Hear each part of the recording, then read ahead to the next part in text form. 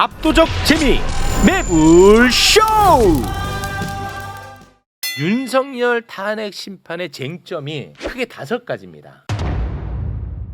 하나하나 정확하게 따져보겠습니다. 자, 1번 비상계엄의 절차적 적법성.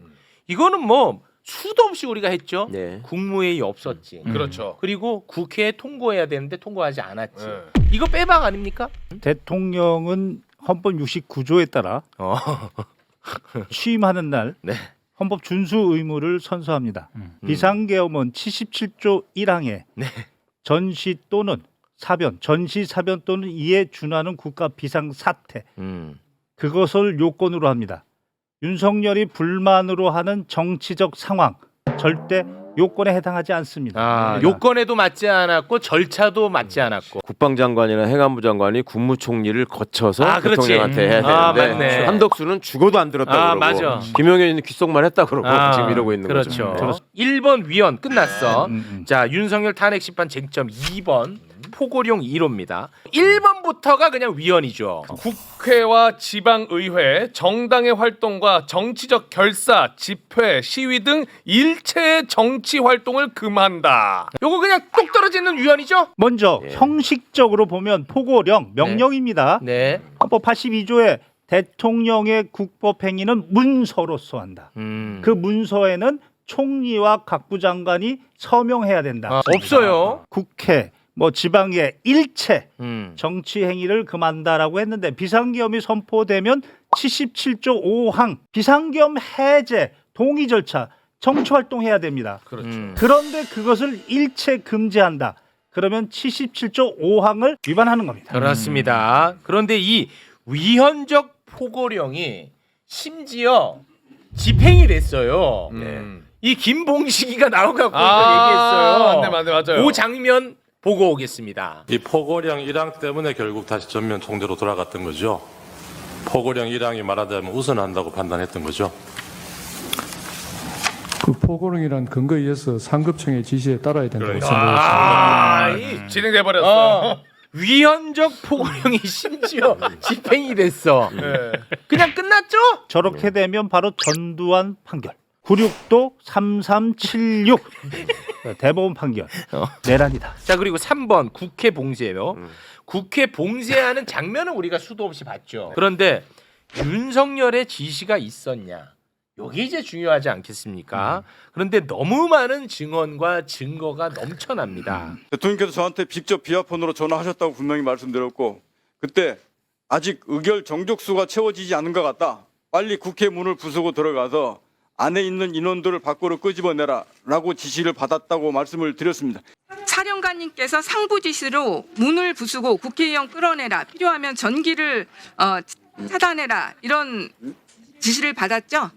네, 00시 50분에서 01시 사이에 보안폰으로 전화하셨습니다.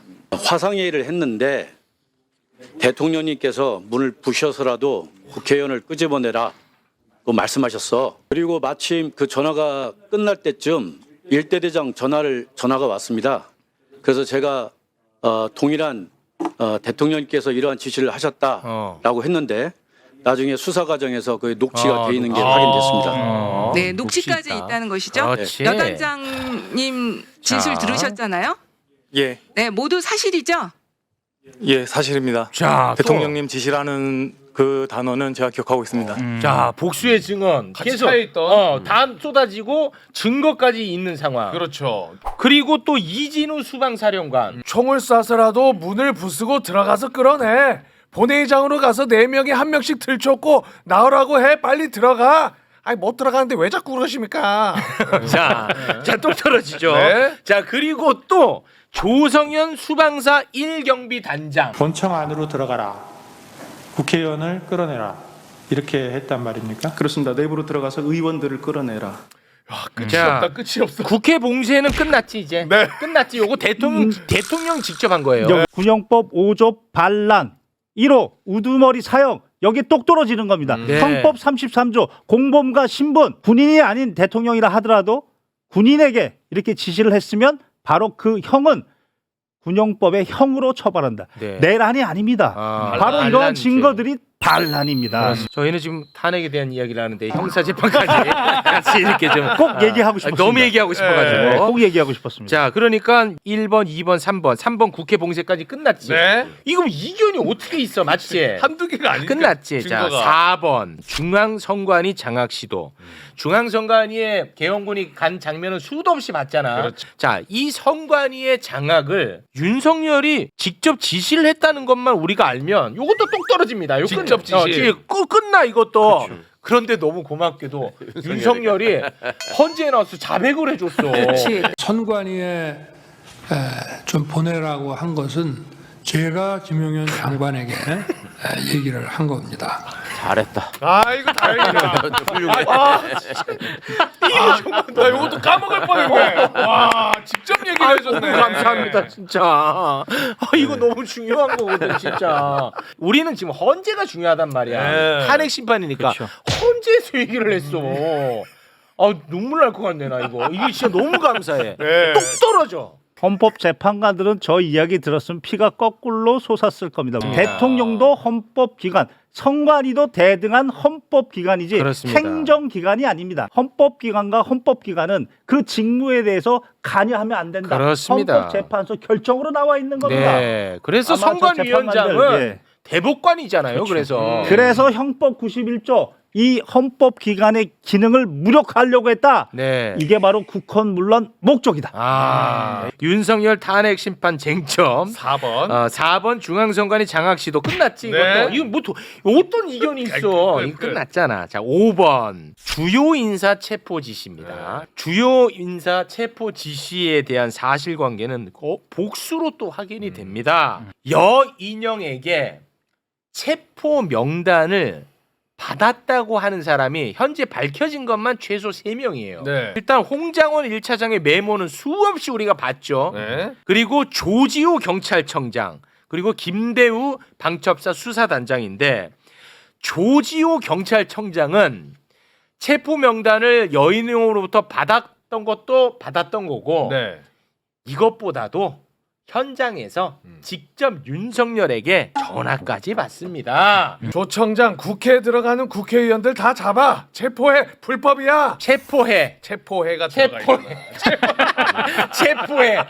체포 명단이고 뭐건 다 나발이고 현장에서 또 얘기했어 또. 자, 김대우 방첩사 수사단장이 받았어. 네. 그래가지고 방첩사 대령들을 쫙 모았어. 거기서 또 지시를 하다랍니다. 거의 8명인가 있어요. 대령들이. 네. 근데 그 가운데 대령 4명이 나 받았다. 똑같다. 그거 검찰에 가서 진술합니다. 4명 크로스 체크? 4명이 다. 오. 그리고 그 중에 한 명이 메모를 해. 누구누구 체포하라. 이거 검찰에 제출했어. 메모 제출했다고. 더 이상 어떻게? 그런데 개헌법 13조 계엄 시행 중 국회의원은 현행 범인인 경우를 제외하고 체포 또는 구금되지 아니한다. 현행 범인인 경우를 제외하고는 네. 체포하면 안 돼. 그렇죠. 이게 개헌법이야. 다른 법도 아니고. 계엄법에 끝났잖아. 쟁점 5개 다 끝냈잖아. 김경호가 없어도 끝내. 김경호가 없어도. 근데 궁금한 거는 와. 이 5개 중에 하나만 해도 탄핵이 되는 거잖아요, 사실. 이거는 막 다 깔끔하게 정리가 됐어. 더 이상의 이견도 없고 뭐 다른 얘기도 할 것도 없어. 근데 이게 탄핵에 이를 정도의 중대하냐? 요거는 감수성의 문제잖아. 자, 그거는 우리 법조인분들이 좀 정리를 해주셔야 될 것 같습니다. 대통령의 탄핵은 헌법과 법률 위반입니다. 명백하고 중대해야 됩니다. 네. 일단은 지금 우리가 본 명백해. 것은 명백하다는 명백해. 거, 증거가 명백하다는 겁니다. 그러면 중대한 거냐? 이미 전두환이 보여줬다. 전두환이. 너는 중대한 거다. 국가의 국운이, 역사가, 나라가 지금 경제가 이렇게 공두박질 치지 않았습니까? 이렇게 중대한 사안이 아닙니까? 구속 취소 그리고 심우정이 저런 이상한 짓거리 아무리 해도 이 5가지는 흔들 수가 없죠. 네. 그리고 헌법재판소의 재판관들도 이 5가지를 부정할 수가 없습니다. 우리가 지금 헌법재판관이라고 생각하고 나는 지규현처럼 어떻게든지 틈을 찾아내가지고 이거를 기각시키겠다라고 생각하고 그 입장에서 어떻게 결정문을 쓸 수 있을 것인가를 생각해 보시면 더 쉽고 재밌어요 이게. 첫 번째 계엄령 헌법상에 규정된 계엄 선포의 요건을 다 갖췄다라고 얘기를 해야 돼요. 그래. 그럼 말 못하죠. 1항을 무너뜨리려면 그러려면 이거는 국가 비상사태에 해당한다. 라고 일단 해야 돼. 전지사변은 아니니까. 그러니까 국가 비상사태에 왜 해당하냐면 예산안을 통과시켜주지 않고 계속 탄핵을 했기 때문에 국민한테 경고해야만 하는 국가 비상사태였다. 이렇게 해야 되거든요. 근데 국민한테 경고해서 계엄을 해야 된다는 건 어디에도 없는 거예요. 그러니까 이거는 그거를 쓰는 것 자체가 너무 불가능하죠. 그거는 불가능하죠. 못 써 그렇게. 그 다음에 국무총리를 거치지 않았고 국무회의도 안 열린 것 같다. 그렇지만 이거는 형식적인 절차에 불과해서 이건 안 해도 된다라고 써야 돼. 그렇게 써야 돼. 네, 근데 그거는 못 쓰잖아. 애초에 이거를 써놓은 이유가 대통령의 모든 행위는 국무회의 심의를 거쳐서 아까 부서야 된다고 돼 있잖아요. 돼 있잖아. 그러니까 이 중요한 일을 그걸 안 거쳤다고 안 거친 게 괜찮다라고 쓸 수가 없어요. 지금 이것도. 못 써. 두 이 번째. 지기현이 와도 못한다. 이거는 지기현도. 두 번째 포고령이 위헌이 아니다라고 해야 돼요. 이제 정치 활동을 금지할 수도 있다. 근데 이제 계엄법에 국회가 폐회돼 있다고 하더라도 대통령은 국회를 소집해야 돼요. 그러니까 폐회돼 있어도 폐회돼 있어도 소집하라는 규정이 명문 규정으로 있어. 명문 규정으로 그리고 돼 있어. 그 동안에 전두환 박정희가 계엄령을 많이 선포해 봤잖아요. 그때 포고령이 다 있었잖아. 네. 그 포고령 위반 죄로 형을 받고 그걸 재심 청구한 분들이 많아요. 그게 대법원에서 재심이 받아들여지고 재심으로 무죄가 된 판례가 너무 많아. 그러니까 그거는 대법원이 잘못한 것이다라고 써야 돼. 헌재에서 그걸 기각시키려면. 그건 어려워. 그동안에 여러 번 한 게 다 잘못이다. 세 번째, 국회를 점거한 게 아니다라고 얘기를 해야 돼요. 국회를 봉쇄한 적이 없다. 국회 유리창을 깨고 들어가서 시민으로부터 국회를 경비하기 위해서 한 것이다. 이렇게 써야 돼요. 그게 윤석열 그리고, 주장이니까. 그리고 국회의 의사 결정을 원활하게 하기 위해서 단전을 한 것이다. 이렇게 써야 돼. 이게 되겠냐고요. 와, 이거 쉽지 않은데. 그다음에 선관위를 점령하려고 하지 않았다. 일단 윤석열이가 선관위에다가 군대를 보낸 적이 있다라고 하는 걸 믿기 어렵다라고 써야 돼. 그건 안 되잖아. 기본적으로. 자기 다 같이 들었잖아. 그리고 지시를 했다고 하더라도 선관위를 점거하려고 한 적이 없다라고 해야 되는데 선관위 가서 제일 많이 했어. 일찍 가기도 했고 휴대폰도 뺐고 휴대폰 뺐었어. 서버 다 촬영하고 이런 게 다 나와버렸잖아. 네. 그러니까 그거는 우리가 헛것을 본 것이다. CCTV가 조작됐다 이렇게 써야 돼. 기술물을 쓰려면. 그다음에 지기현도 못해. 다섯 번째 체포 지시를 한 적이 없다. 체포하려고 한 적이 없다라고 해야 돼.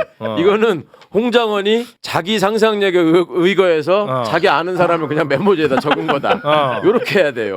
홍장원의 말을 절대 믿을 수 없다. 네. 이러다 보니까 이제 조지호나 방첩사 애들이 마음에 걸리잖아. 그거 안 돼. 그거는 너무 많아. 우연한 기회에 생각이 일치했을 뿐 이 사람들은 서로 연락을 주고받았다는 증거가 없다. 그러므로 나는 이거는 파면 사회에 해당하지 않는다. 그리고 거기다가 지 이름을 다 쓰고 이게 주권한 뒤에도 천년 만년 남아요. 이걸 누가 할 수 있냐고. 이거 불가능하다니까. 지기현도 어렵다. 아니, 진짜 이거는 어려워.